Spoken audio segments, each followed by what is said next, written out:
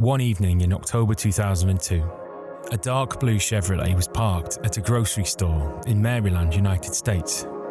Inside the car, hidden from view, someone looked through the scope of a rifle, selected a target, aimed, then fired. 911 emergency. Hi, I'm at Shoppers Warehouse, and some man just on the parking lot. There was a loud noise. Not sure if he was shot or not. In the 3 weeks that followed, the residents of Baltimore and Washington were gripped with fear as snipers selected and executed their targets at random. This is the story of the notorious serial killers, the DC Snipers. The bullet left the muzzle at 3,300 kilometers per hour as it traveled across the parking lot. Spinning as it soared over the 50 yards it traveled, the bullet's flight ended in the back of a 50-year-old man. His name was James D. Martin. James had stopped for groceries on his way home from work. Those that heard the snap of the rifle turned to see its origin, but nothing was there.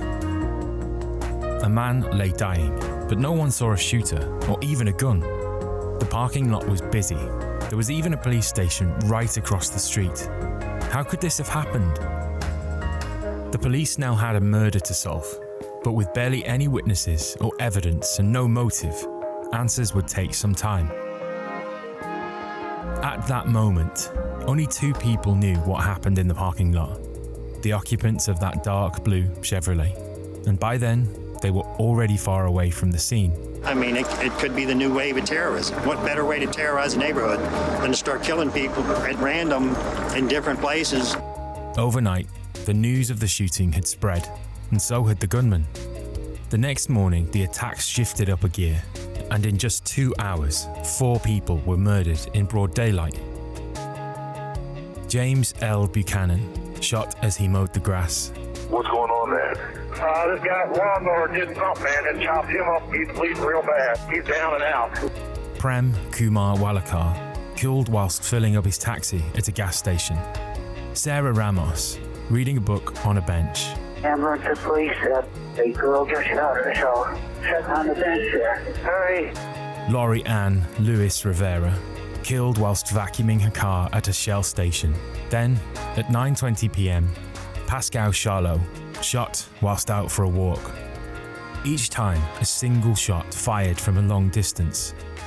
Each time, the killers vanished, leaving no trace. The full impact of the situation was now becoming clear, and all eyes descended on the investigators to track down the attackers. The randomness of the killings spread fear across the whole Washington area. There were no links between the victims. They were ordinary people doing ordinary things. In all those attacks, only one witness offered a clue. Back at the bench where Sarah Ramos was shot, a landscaper nearby saw a white truck speeding away moments after the shot was fired. The police sent out a message to look out for this vehicle. Police are stopping white trucks and vans but have not found any suspects. That has made the community nervous.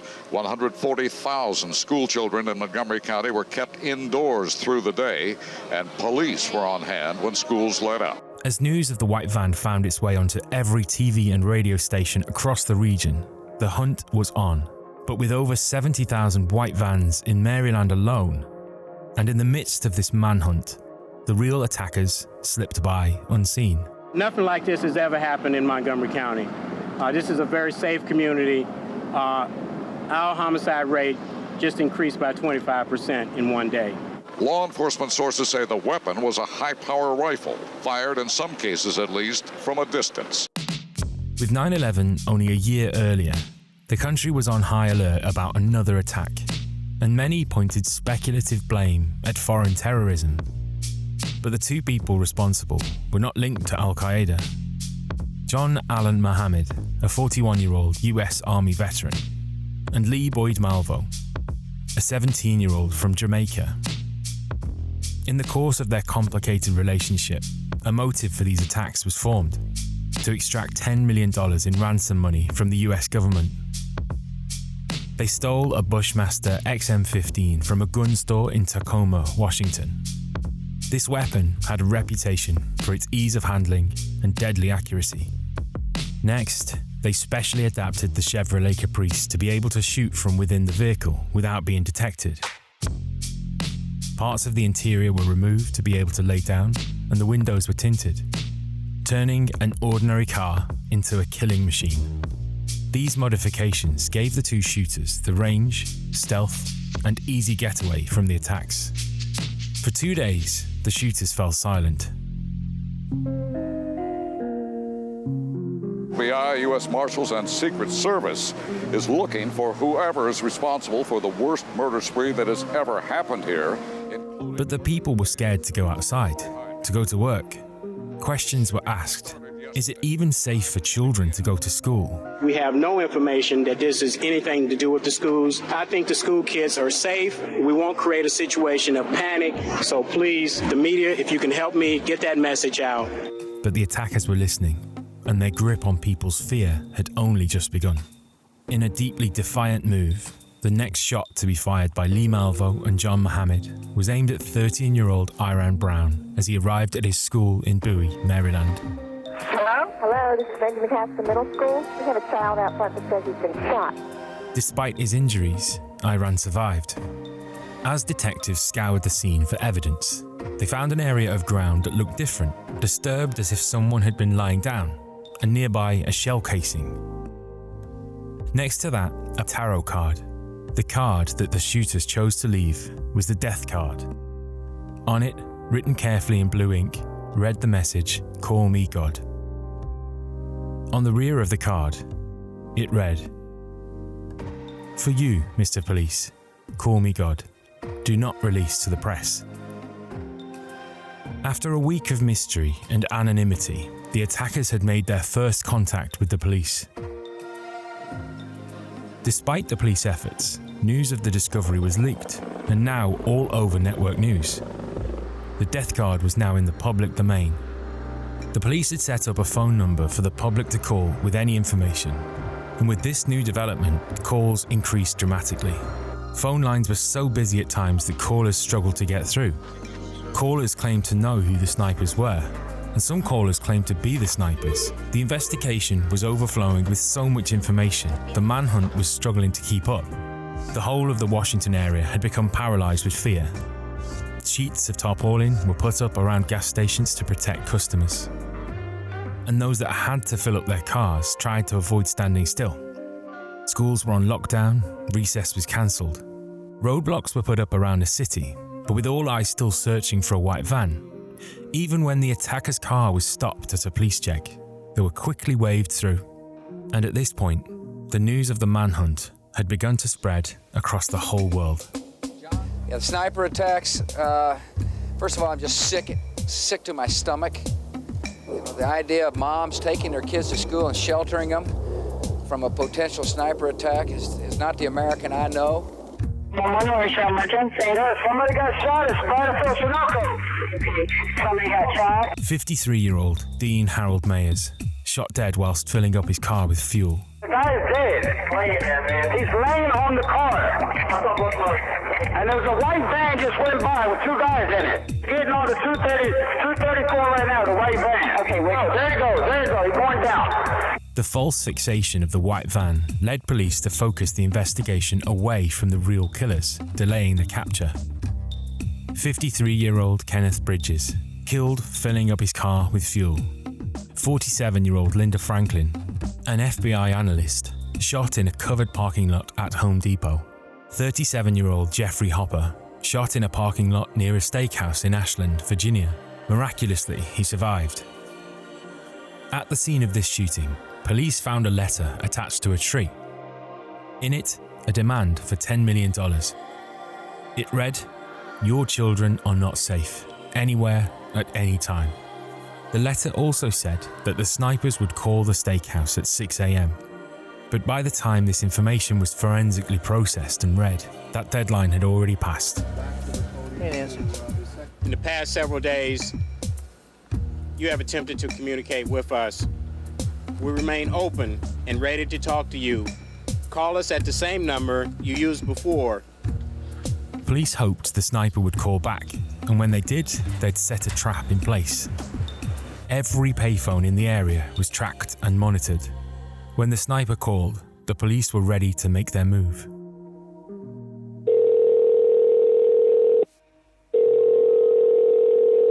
Hello? Yes. Is this Ponderosa? Who is this? Don't say anything. Just listen. Please. Oh my God. We're not more targets. They're on the coast. I'm listening. The call was traced to a payphone at a gas station in West Richmond. But by the time this information reached the FBI, it was already 10 minutes since the call had taken place. The police arrived and arrested 2 men sitting in a white van nearby. These 2 men had nothing to do with the case. Again, the snipers had slipped by unnoticed. Meanwhile, calls kept coming in to the FBI tip line, and once again, the snipers made contact. Don't say anything, just listen. Where are the people that are causing the killing in your area? We have called you 3 times before, trying to set up negotiations. We've got no response. People have died. Yes, sir. I need to refer you to that Montgomery County Police hotline. We're not investigating a crime. Would you like the number? This call in particular got the attention of Officer Derek Balilas, a Montgomery County police officer, because he thought he had heard the caller's voice before. In a previous call, the man had given information about another incident that happened in Montgomery, Alabama, and was very insistent about them getting more information on it. The incident report described a robbery. The cashier was shot but survived. The store manager, Claudine Parker, was killed, and a suspect was chased down an alleyway by a police officer, jumping over fences and eventually getting away. After searching the area, the police had recovered fingerprints on a brown paper bag that the suspect had dropped. This incident had been unrelated at this point, but now, police started looking for links. The fingerprints belonged to Lee Boyd Malvo. Had the snipers begun to taunt the police due to their lack of evidence? Were they so frustrated with the progress of catching them that they gave the police a key bit of evidence? They now had a name, and with this, they moved closer, tracing the background of Lee Boyd Malvo to paint a picture of who this person was and where they may be now. Once more, a tip submitted to the FBI gave the final piece of the puzzle. Robert Holmes, a friend of John Mohammed, had a gut feeling that John might be involved with the attacks, and he also knew that John had recently left the area, taking with him a Bushmaster rifle. As the investigation closed in on these 2 names, information came back that John Mohammed had been pulled over on the 8th of October in Maryland, driving not a white truck, but a dark blue Chevrolet Caprice. The police now had 2 names and a vehicle. Every single police resource in the Washington area was told to find this blue Chevrolet Caprice. Then, on the 23rd of October, a man named Whitney Donahue was returning home from a late shift at work when he pulled into a rest area along Interstate 70 in Maryland. There, he spotted a car that matched the description of the one the police were searching for and called the tip line. For 2 hours and 45 minutes, as he sat in his van, he stayed on the line with officers as the police closed in. Police were authorized to use any force necessary to capture the suspects, and after 21 days of terror, the car, with Lee Malvo and John Mohammed sleeping inside, was now surrounded by officers. And at 3:30 a.m. on the 24th of October, the pair were arrested. In the car, officers found walkie-talkies, maps with locations of the shootings circled, a piece of paper with the tip line number written on it, and hidden behind a secret compartment, a Bushmaster rifle. The attacks were finally over, and the 2 shooters were now in custody.